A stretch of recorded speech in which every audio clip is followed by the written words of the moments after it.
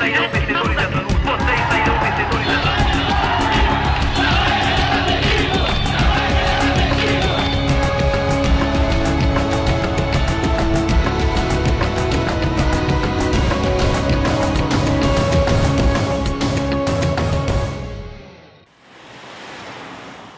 Eles são os maiores vilões da poluição do ar.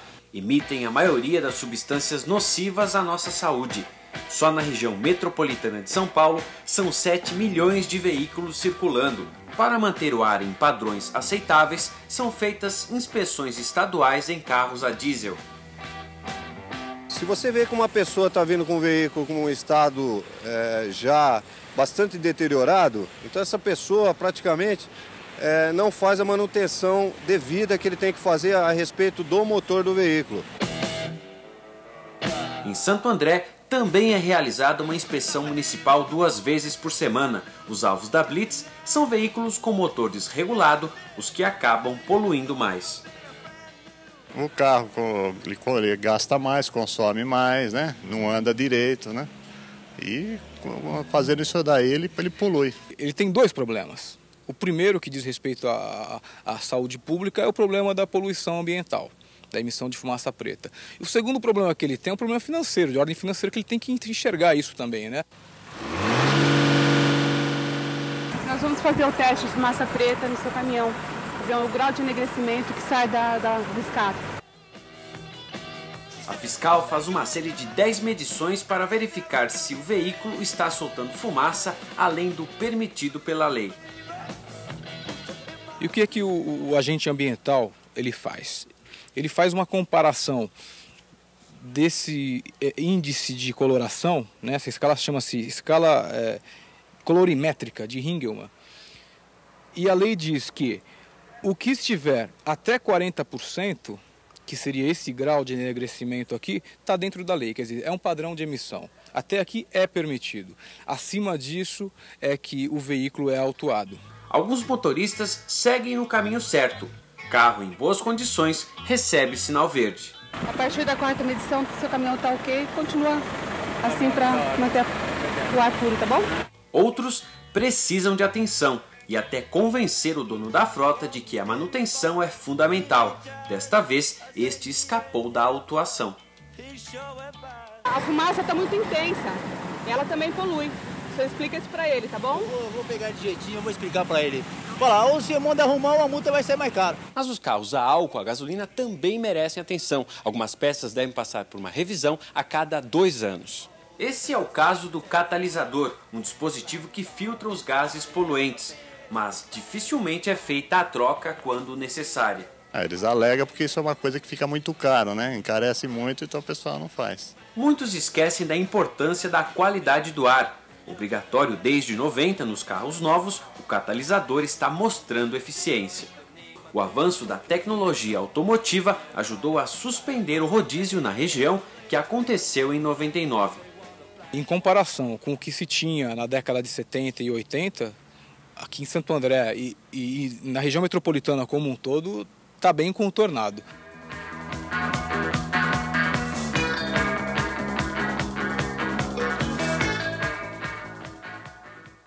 Olá! A Organização Mundial da Saúde contabiliza mais de 5.400 mortes por ano por conta da poluição atmosférica. Respirar ar carregado de poluentes aumenta em 75% as chances de infarto.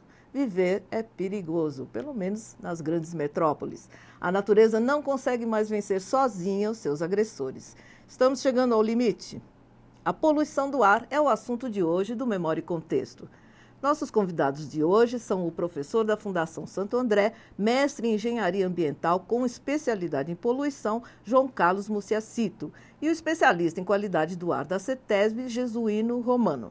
Na parte musical, Edmilson Capelupi ao violão e Daniel Alain na flauta. Obrigada pela presença de vocês. João Carlos, eu quero começar por você. Se São Paulo ficar 2 ou 3 meses sem chuva, o que acontece com aquela população? Boa tarde, Maria Amélia. Boa tarde a todos. Realmente é um estado agravante muito considerado, porque sem chuva a dispersão dos poluentes fica extremamente conflitante e a umidade relativa do ar abaixa a concentrações perto do deserto e, em alguns casos, chegando a concentrações iguais ao deserto do Saara, como a gente teve um recorde de umidade relativa muito baixa, em torno de 9% a semana retrasada. Sim. Mas tudo indica que essa semana, esse final de semana, a gente vai ter condições de chuva extremamente favoráveis. Agora, perguntar para você, Romano, o seguinte: a gente ouve, você lê jornal, você vê na TV, esses números que o próprio João Carlos citou agora. Por exemplo, 10% de umidade relativa do ar, clima de deserto. A população fica sabendo disso, mas a sensação que a gente tem é que, olha, você está sabendo disso, vire-se. Por que a gente fica com essa sensação? Quer dizer, o que adianta a gente saber que tem um clima de deserto? Não, na verdade, quer dizer, tem o clima do deserto e também tem os poluentes no ar, aí que também ajudam a essa sensação piorar.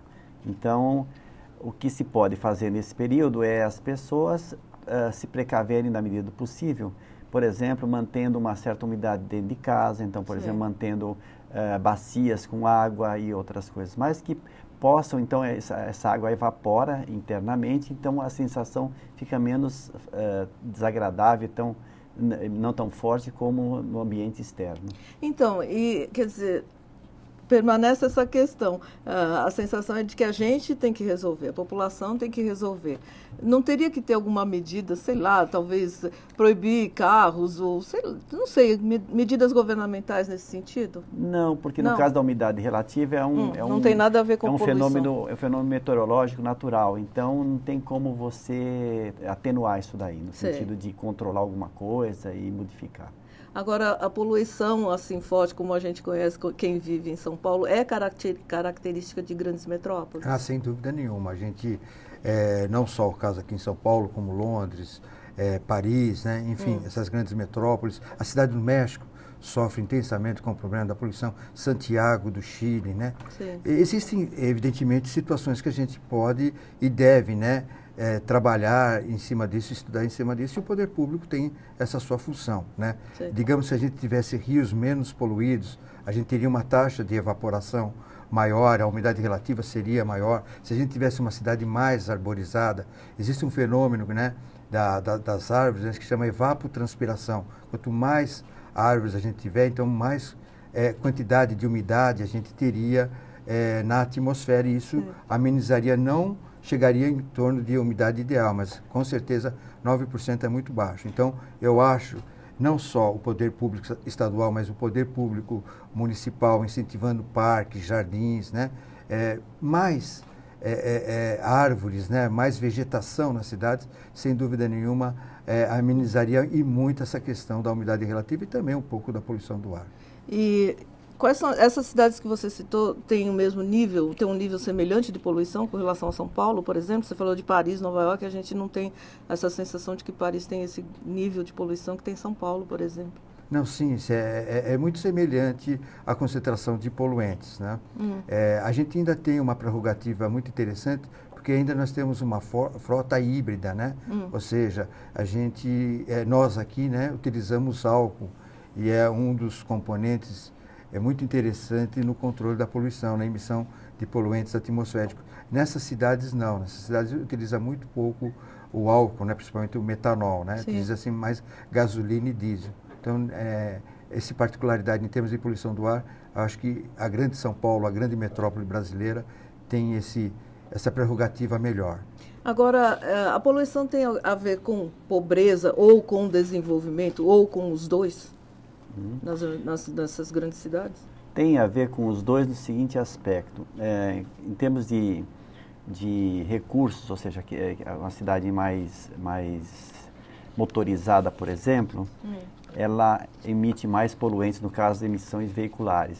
Claro, se ela tiver mais indústrias também vai emitir mais poluentes. Então, isso daí dá uma ideia também do avanço de uma região ou de uma cidade. Sim. Em compensação, se é uma cidade bastante populosa, como por exemplo as nossas cidades aqui na região metropolitana, existe um deslocamento muito grande das pessoas que trabalham, e isso daí leva necessariamente ao transporte, e esse transporte nosso é um transporte muito deficitário, ou seja, o transporte público praticamente não existe, então, de velocidade boa, né? Então as pessoas são obrigadas a usar o seu carro, isso daí então, individual. E também todo o transporte na cidade de carga, a maioria também é feito por veículos, ou seja, não tem trens ou áreas modais que possam fazer esse tipo de transporte. Então, esse conjunto aí, então, leva então quer dizer, então a questão da pobreza é a questão da falta de transporte para levar as pessoas que precisam de transporte público bom. E a questão também, o dinheiro também faz com que as pessoas tenham também seu carro e usem esse carro indiscriminadamente. Vamos ver mais um vídeo? Vamos lá. A cada dia, toneladas de poluentes são despejados no ar por automóveis e indústrias na região metropolitana de São Paulo. Um problema que todos têm alguma parcela de culpa. Toda vez que o indivíduo sai de casa com o carro, ele deve se conscientizar que ele está jogando na atmosfera vários poluentes. Então, ele mesmo parado pode estar emitindo esses compostos para a atmosfera. A maior concentração de um poluente no ar é de monóxido de carbono, o CO, que sai do escapamento dos carros. Além dele, há também a presença de minúsculas partículas que podem trazer problemas respiratórios. No inverno, a inversão térmica torna essa situação ainda mais delicada. Essa fuligem, essa fumaça, produto de combustão, ela permanece na atmosfera, né? E mesmo o CO, e com isso esses poluentes são mais preocupantes nessa época de inverno. Certos dias, os níveis de poluição são tão altos que merecem atenção de autoridades ambientais. Para monitorar a qualidade do ar, estão distribuídas pelo estado 31 estações de medição. Desse total, 2 ficam em Santo André e uma está sendo construída. Um desses pontos de telemetria está no Parque Celso Daniel. Por aqui, saber as condições do clima é fundamental. O anemômetro verifica a direção e velocidade do vento. Nesta estação, também são coletados os dados de monóxido de carbono e partículas inaláveis. Este aparelho mede a concentração de monóxido de carbono. Um laudo é feito a cada 8 horas, mas a medição é feita 720 vezes a cada hora.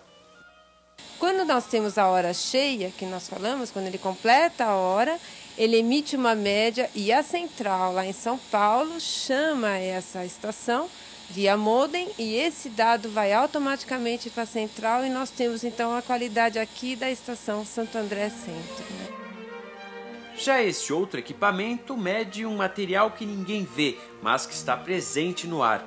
A amostra é recolhida através desse tubo. Esse é um analisador de poeira, ele recolhe a partícula por esse tubo, né? Essa poeira fica acumulada aqui num filtro, então a partícula entrou, ficou depositada, aqui tem um detetor que lê o filtro branco contra o filtro amostrado. E aí a gente tem a concentração da partícula. Mas nem só com tecnologia é medida a poluição do ar. Essas plantas ajudam nessa tarefa, é o chamado biomonitoramento. É uma forma, uma indicação de uma planta sensível a algum poluente. Então essa planta ela é exposta em algum lugar que tenha a presença do poluente que ela é sensível, ela vai para o laboratório e depois você consegue determinar a presença ou não do poluente. Né? Mas com a chegada de dias ensolarados e quentes, agora em setembro, um outro problema surge, o da concentração de ozônio. Diferentemente dos outros, que você pode quantificar através de emissão direta, tipo ou fábricas ou veículos, o ozônio ele se forma na atmosfera como produto de reação secundária. A reação entre certos compostos poluentes e os raios solares formam esse gás. Ele aparece em dias de céu claro, mas pode gerar algumas complicações de saúde. Causa problemas respiratórios, ele também afeta a mucosa das vistas, né, porque ele irrita, né? E isso vem acontecer mais na época da primavera.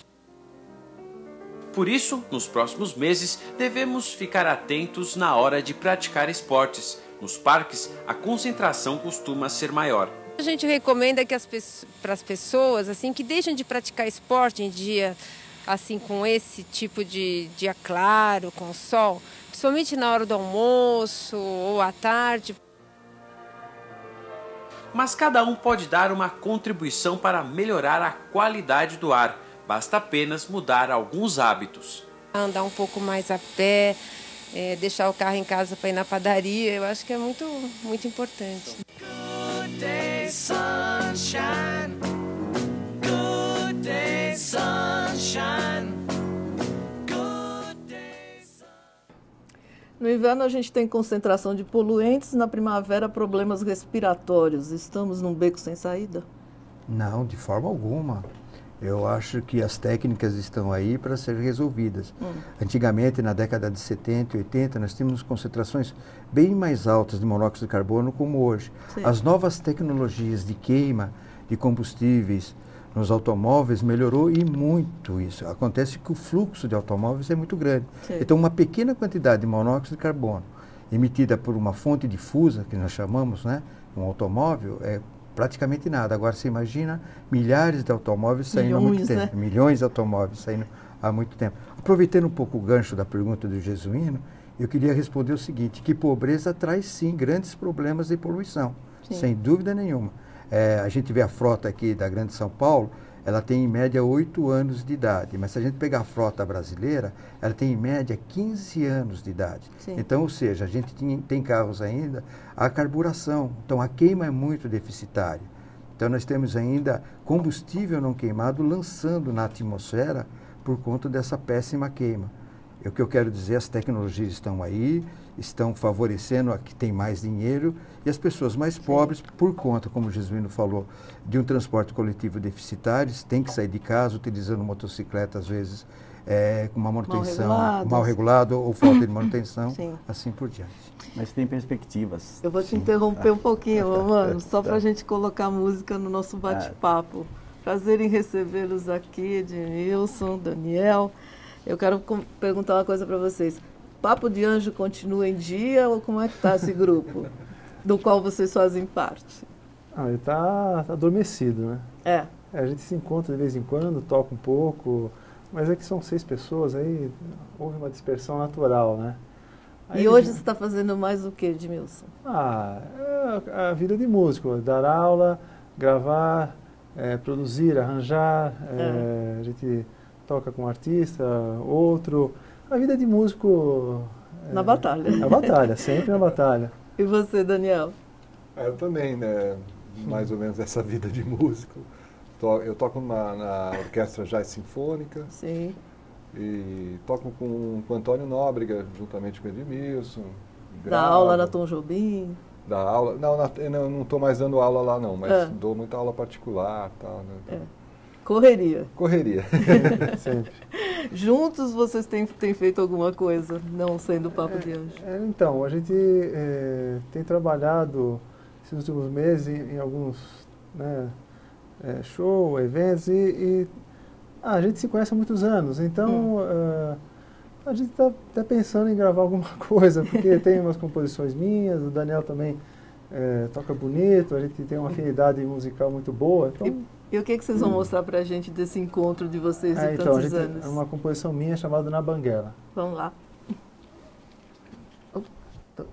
Um, dois.